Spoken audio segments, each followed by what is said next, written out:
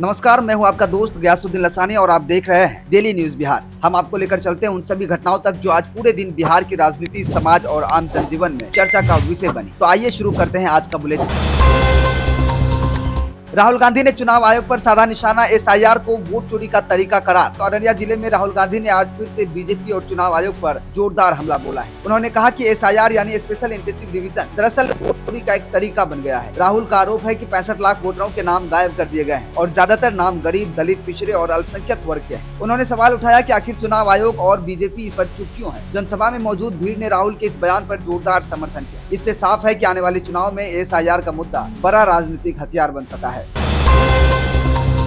Voter अधिकार यात्रा में राहुल तेजस्वी ने पूर्णिया की सड़कों पर बाइक चलाकर जताया उत्साह। बता दें, पूर्णिया से एक और तस्वीर सामने आई है जहां वोटर अधिकार यात्रा में राहुल गांधी और तेजस्वी यादव ने बाइक पर सवारी की। दोनों नेताओं ने हेलमेट पहना और समर्थकों की भीड़ के बीच मोटरसाइकिल चलाते हुए दिखाई दिए। राहुल और तेजस्वी का यह अंदाज युवाओं को खासा पसंद आया। जगह जगह लोग फूल मालाओं से उनका स्वागत करते नजर आए। संदेश साफ था कि हम जनता के बीच से हैं और जनता की ताकत ही हमारी ताकत है। तीव्र बारिश ने नालंदा, जहानाबाद और गया में फ्लैश फ्लड जैसे हालात। अब मौसम की बात बता दें, पिछले 24 घंटे में बिहार के कई जिलों में मूसलाधार बारिश हुई। नालंदा, गया और जहानाबाद में अचानक से नदियों का जलस्तर बढ़ने से फ्लैश फ्लड जैसी स्थिति पैदा हो गई है। फल्गु, लोकायन और मुहाने नदी उफान पर है। निचले इलाकों में पानी भर गया है। प्रशासन ने राहत और बचाव कार्य शुरू कर दिया है। लोगों से कहा गया है कि नदी किनारे और निचले क्षेत्रों में सतर्क रहें।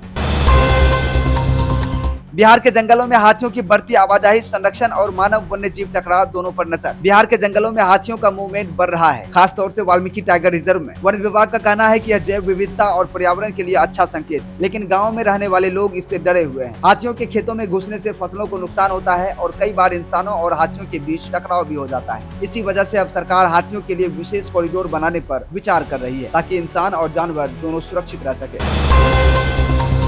परिवहन महासंघ ने चक्का जाम को किया रद्द, अधिकारियों के आश्वासन से थमे हालात। बता दें, पटना और पूरे बिहार में आज से चक्का जाम की घोषणा हुई थी। लोगों को डर था कि सड़कों पर बसें और ट्रक बंद हो जाएंगे, यात्री फंस जाएंगे, लेकिन अच्छी खबर यह है कि परिवहन महासंघ ने अपना आंदोलन टाल दिया है। अधिकारियों ने उनकी मांगे मानने का आश्वासन दिया है। इससे यात्रियों और आम जनता को बड़ी राहत मिली है। पाकिस्तानी नागरिक मिला वोटर आईडी कार्ड के साथ, बिहार में मामले की जांच शुरू। सीतामढ़ी जिले से एक चौंकाने वाली खबर सामने आई है। दोस्तों बता दें, यहाँ एक पाकिस्तानी नागरिक को वोटर आईडी के साथ पकड़ा गया है। बीएलओ यानी बूथ लेवल ऑफिसर ने इसकी पुष्टि की और मामला जांच में है। अब बड़ा सवाल यह है कि आखिरकार एक विदेशी नाम का भारतीय वोटर लिस्ट में कैसे जुड़ गया। यह मामला चुनावी सिस्टम की गंभीर खामियों को उजागर करता है।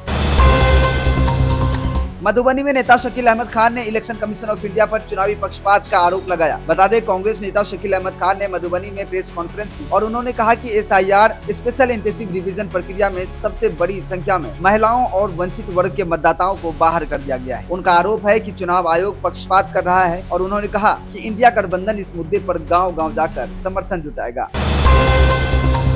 वोटर अधिकार यात्रा के दौरान सुरक्षा में चूक, एक व्यक्ति ने राहुल गांधी को करीब से मिलने की कोशिश। बता दें, पूर्णिया से एक और बड़ी खबर सामने आई है। बाइक रैली के दौरान अचानक एक शख्स राहुल गांधी के पास पहुंच गया। वह उन्हें गला लगाने की कोशिश कर रहा था, लेकिन सुरक्षा कर्मियों ने तुरंत रोक लिया। यह पूरी घटना कैमरे में कैद हो गई और सोशल मीडिया पर वायरल हो गई। हालांकि बाद में पता चला कि वह व्यक्ति सिर्फ नजदीक से राहुल से मिलना चाहता था, लेकिन सवाल यह है कि इतनी सुरक्षा व्यवस्था के बावजूद यह कैसे हो गया। चुनाव आयोग को प्राप्त हुए बिहार चुनावी ड्राफ्ट रोल में 98% मतदाताओं के दस्तावेज। बता दें, चुनाव आयोग ने जानकारी दी है कि बिहार में 98% मतदाताओं के दस्तावेज जमा हो चुके हैं। अगले 8 दिनों तक दावा और आपत्ति दर्ज की जा सकती है। यानी अगर किसी का नाम वोटर लिस्ट से कट गया है तो वह इस अवधि में आवेदन कर सकता है। यह प्रक्रिया बिहार में आगामी विधानसभा चुनाव के लिहाज से बेहद अहम है। पटना के पास औंटा सिमरिया 4 लेन पुल का उद्घाटन, बन गया एशिया का सबसे चौड़ा पुल। अब अंत में बात करते हैं विकास की बड़ी खबर की। बता दें, पटना के पास गंगा नदी पर बना औंटा सिमरिया 4 लेन पुल आम जनता के लिए खोल दिया गया है। इसे एशिया का सबसे चौड़ा पुल कहा जा रहा है। इस पुल के बन जाने से पटना, बेगूसराय और भागलपुर की दूरी काफी कम हो जाएगी। व्यापार, उद्योग और रोजगार के नए रास्ते खुलेंगे। तो दोस्तों, ये थी 24 अगस्त 2025 की बिहार की 10 बड़ी खबरें। राजनीति से लेकर बाढ़, सुरक्षा, चूक से लेकर विकास के नए पुल तक, आज का दिन बिहार के लिए खबरों से भरा रहा। हम आपसे यही वादा करते हैं कि हर बड़ी और ताजा जानकारी सबसे पहले आप तक पहुंचाएंगे। फिलहाल के लिए मुझे दीजिए अनुमति। नमस्कार।